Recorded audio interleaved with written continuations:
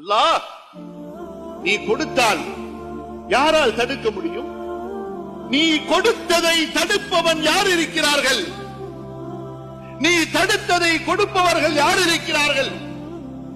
நீங்கள் 1000 தடவை நாகூர் தர்காவில போய் மண்டையை முட்டினாலும் சரி, ஊர் ஊராக கொடியேற்றத்தில் சுத்தி திரிந்தாலும் சரி, எந்த அவுலியாக்களுக்கு நீங்கள் நேர்ச்சை செய்தாலும் சரி, படைத்த இறைவன் அல்லாஹு தஆலா நாடினால் மட்டுமே உங்களது நோக்கம் நிறைவேறும்.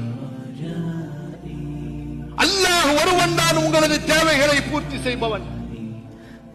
இறந்துவிட்ட இறைநேசர்கள், இறந்துவிட்ட நல்லடியார்கள், அவர்கள் இந்த உலகத்தில் எந்த மனிதருக்கும் எந்த நன்மையையும் செய்ய முடியாது, எந்த தீமையும் தடுக்க முடியாது.